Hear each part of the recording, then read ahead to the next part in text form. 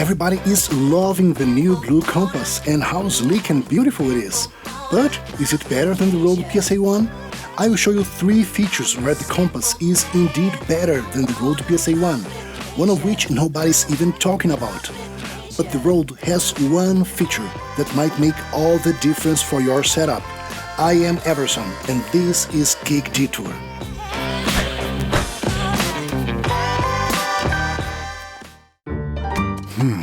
How did I let it happen?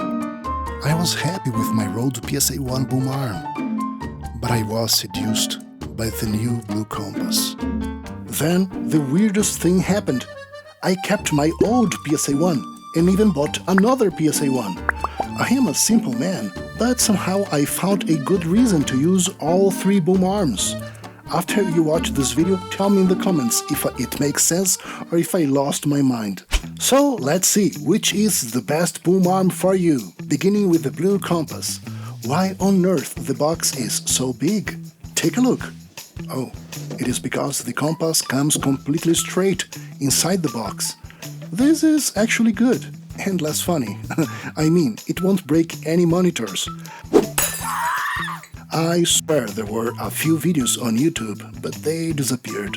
On every review I watched on YouTube, you have people saying that the compass has a nice build quality, that the cable management is simpler and better, and it looks way more cooler on camera than the PSA1, and I agree.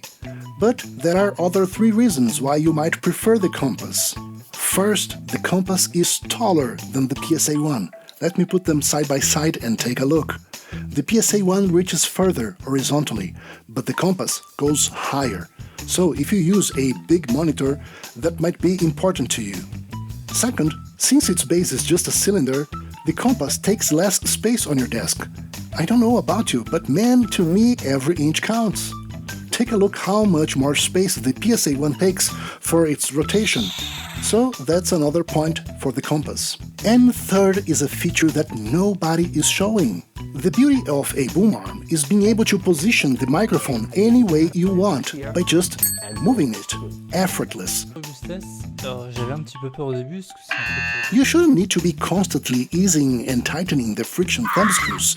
It should remain stable in any position. So, what do you do if your microphone is too heavy or too lightweight? On the compass, you can fine-tune the spring tension using this hidden screw. It is mentioned on the manual's text, but no pictures.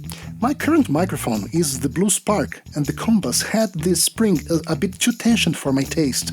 So I loosened the screw just 1 full turn, and the arm balance got just perfect, even with the friction hinges completely loose. But there is one thing that I completely hate on the blue compass, and I really love on the Rode PSA1. The angle you set for your microphone remains the same, no matter what you do with the arm. Actually, the entire purpose of the Scissor Arm Design is to keep pointing to the same direction regardless of what you do with the arm. It might look old-fashioned, but it is incredibly useful. So, if you need the parallel motion linkage, the Rode PSA1 is your choice. And that is why I kept my old Rode boom arm and even bought a second one. But I don't use them for microphones anymore. One of them is now holding 2 LED light panels.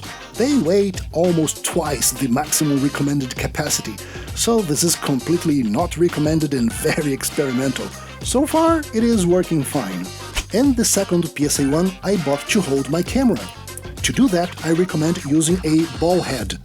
The super cheap ones are fine to carry a GoPro, but they can't handle the weight of a DSLR camera. The JOBY Ballhead for GorillaPod is not that expensive and handles the weight perfectly. My Canon weighs about the same as the Blue Yeti plus Shockmount plus pop filter, so I know the PSA1 will be able to handle it perfectly for years to come. I also tried to mount my GoPro on the PSA1, and well, you can do it. But the GoPro is too lightweight. To make the arm remain on the positions I want, I have to add the weight of a PowerBank with Velcro tapes. You might say, why bother? Aren't tripods good enough? Well, I have tripods, but they are not as flexible and fast to adjust, even more if you do lots of overhead shots. Also, my studio space is quite limited, and now our baby girl is walking all over the house. so we want to use the table more and leave the floor as free as possible. If you liked the idea, in the description I will put links for all the items I used for my YouTube setup.